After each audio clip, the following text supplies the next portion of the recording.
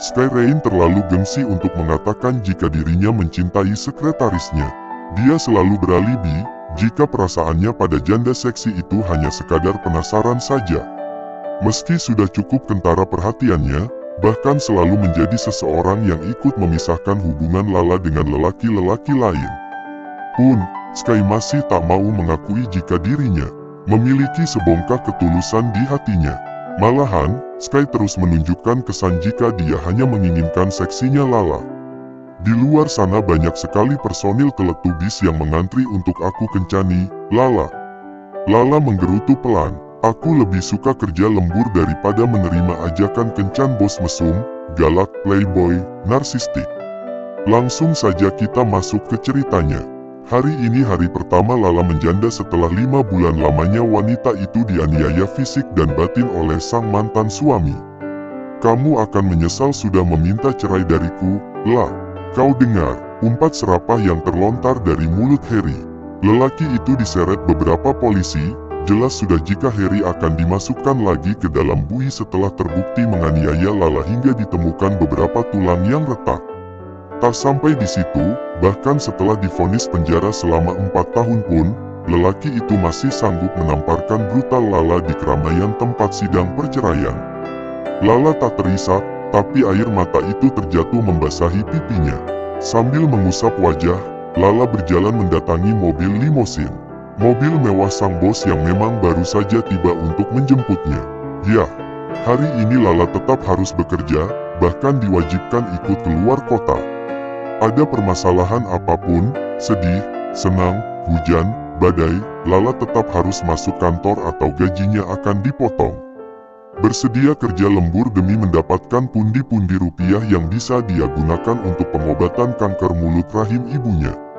Hidupnya tidak pernah mudah, sedari kecil berkecimpung dengan kemiskinan, sekolah pun hanya mengandalkan beasiswa, dan begitu diterima bekerja, dia harus menjadi sekretaris pribadi CEO arogan. Segera, Pak, Lala segera berlari masuk ke dalam mobil yang terus-menerus berseru dengan klaksonnya. Telah duduk di sisinya, pria yang dikenal dengan nama Skyrain. Kau telat lagi, kau tidak mendapatkan insentif. Lala bahkan baru saja menghadiri sidang perceraian, tapi bos gilanya tak pernah bisa memaklumi keterlambatannya. Insentif keluar kota yang tidak seberapa pun harus dipotong. Skyrain terkenal tampan, kaya raya bahkan berada di list nomor 1 untuk kejayaannya di negara ini. Mungkin mustahil jika ada yang bilang tak kenal dengan produk elektroniknya. Skyrain dilahirkan sebagai bungsu dari pemilik Xmeria Electronics, Xmeria Construction, Production House Xmeria dan Sky juga satu-satunya keturunan lelaki yang masih harus menyetir Kimi Food milik keluarga ayahnya. Sederet perusahaan yang bahkan sampai sekarang belum ada penerus lelakinya, sebab semenjak istrinya meninggal 17 tahun yang lalu, nama Sky hanya terdengar mondar-mandir di media gosip bersama para aktris. Bos galak, playboy, diktator, mesum, semua itu melabeli makhluk rupawan dengan pahatan wajah yang cukup menawan mata para kaum hawa ini. Skyrain, pria berusia 40 tahun itu memiliki satu anak gadis yang sudah duduk di bangku SMA. Yah, Lala tahu seluruhnya, pernikahan muda Skyrain menghasilkan satu anak perempuan yang cantik bak boneka Barbie. Tutupi lebammu, lirih, tapi cukup menyebalkan bagi Lala. Bisa-bisanya Sky bicara tanpa menoleh sama sekali. Dirinya memang memiliki luka lebam, jelas karena pukulan Harry beberapa saat yang lalu sebelum mereka dilerai pihak kepolisian. Lala secepat kilat menyambar BB cushion dari dalam tas miliknya, dia harus lakukan apapun yang bosnya perintahkan. Termasuk, lembur, dan melayani Sky di luar jam kantor. Sialnya, meski waktunya terbuang banyak dengan Skyrain, selama ini Harry justru seperti menikmati penghasilan dari kerja lembur yang sudah mirip kudanya. Harry hanya pemuda pengangguran, dia pernah bodoh menikahi Harry karena cinta buta. Pacaran selama 3 tahun, dan setelah menikah hampir 6 bulan dirinya hanya disiksa lahir batinnya. Ah, sudahlah, Lala bersyukur bisa lepas dari kungkungan toksik itu. Sekarang, sudah tak ada lagi yang melarangnya merawat ibunya. Di samping bibirmu juga, tutupi semua lebam yang ada di wajahmu, jangan sampai klien kita melihat, atau kau akan mengalihkan atensi mereka. Saat menepuk di bawah bibir yang lebam, Sky kembali menyeletuk. Lala melirik bosnya. Sky tak menoleh karena memandangnya dari kaca spion yang bahkan tidak cukup besar. Iya, Pak. Lala kembali fokus pada cermin bulat yang tersemat di BB cushion miliknya. Benda mungil ini cukup mahal karena Sky Rain yang membeli beberapa mingguan lalu. Alasannya, Lala terlalu miskin untuk membeli perawatan mahal sementara Sky tak suka jika harus berdekatan dengan wanita biasa yang bahkan tidak wangi, tidak bening, dan kata tidak lain yang ada unsur ejekannya. Sejauh ini Lala manut saja, karena bagi Lala yang penting tidak dipecat. Gajinya tidak sedikit di sini, dari sini pula Lala bisa menghidupi sang ibu yang sudah lumayan lama sakit-sakitan. Waktu siang, sore menguap tergantikan dengan malam yang melelahkan. Lala berakhir di Villa Puncak karena hari ini ada peninjauan konstruksi di daerah asri ini. Takut kemalaman, Sky memutuskan untuk tidak pulang ke Jakarta. Dan seperti biasa, Sky Rain selalu meminta dilayani olehnya. Tidak semuanya, karena biasanya ada asisten personal yang juga membantu Sky. Namun, untuk hari ini, Dominic sedang cuti saja.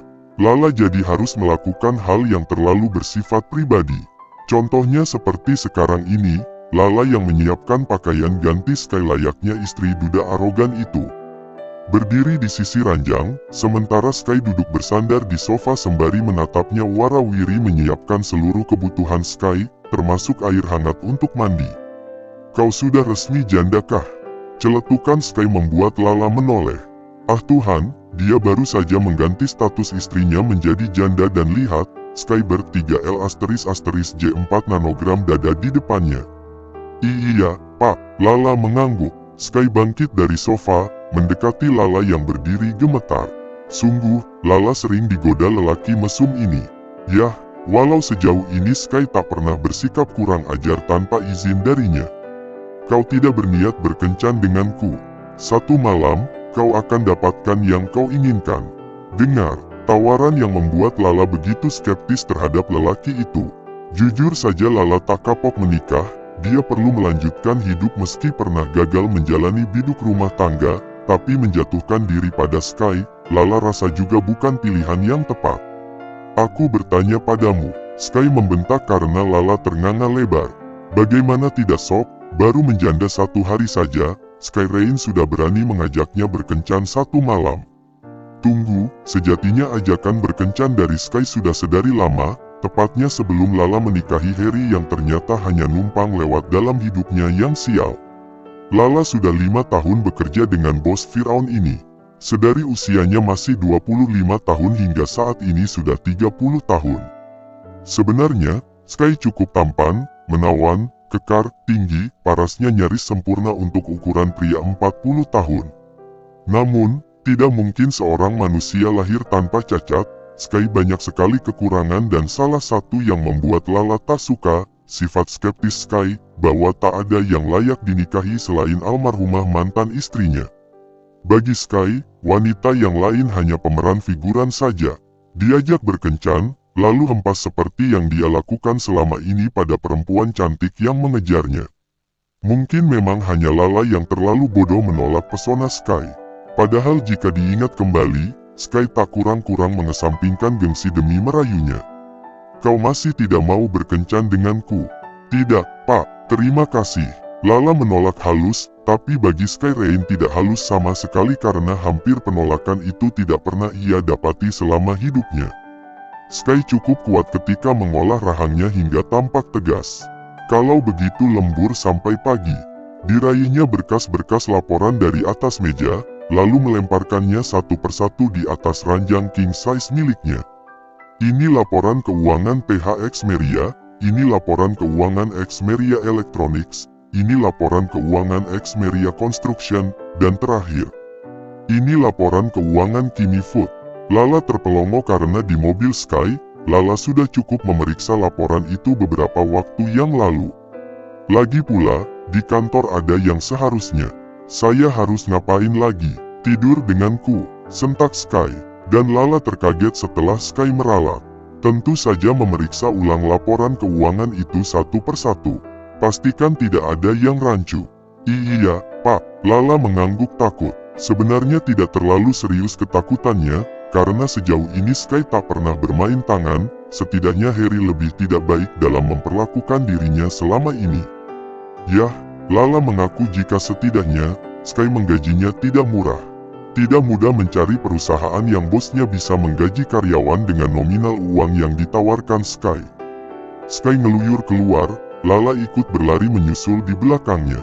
Membawa berkas-berkas yang bahkan sudah Lala kerjakan sebenarnya.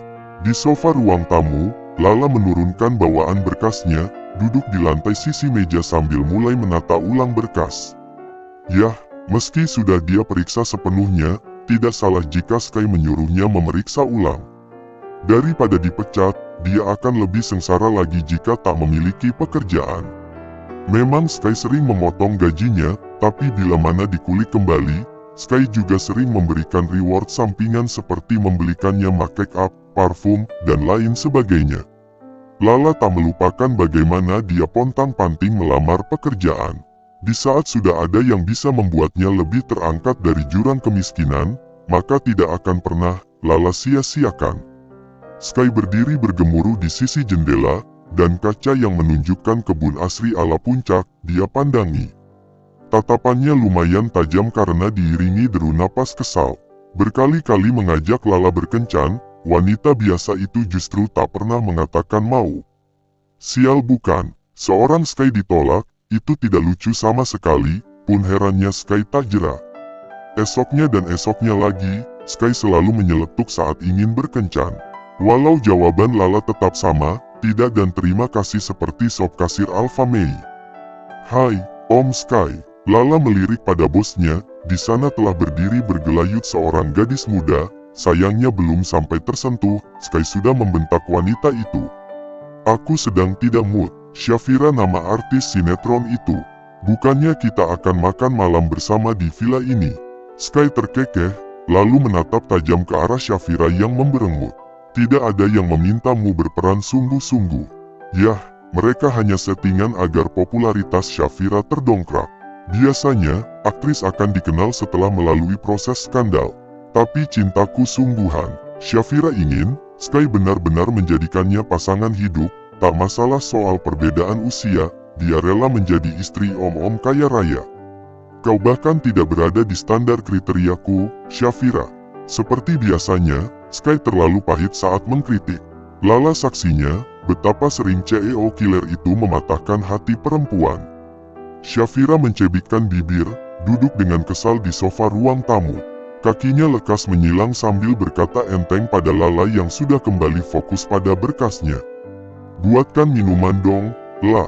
Artis seperti Syafira pasti menganggap Lala hanya budak, dan Lala akui itu, makanya tanpa banyak drama, Lala beranjak bangkit, sebelum ada bariton yang terdengar pekak. Tidak ada yang boleh bangun selain Syafira, atau kau akan aku pecat. Sontak, Lala duduk kembali. Iya, Pak. Sky lalu menatap Syafira yang mendengus kesal. Hanya menyuruh Lala membuatkan minuman saja Sky marah.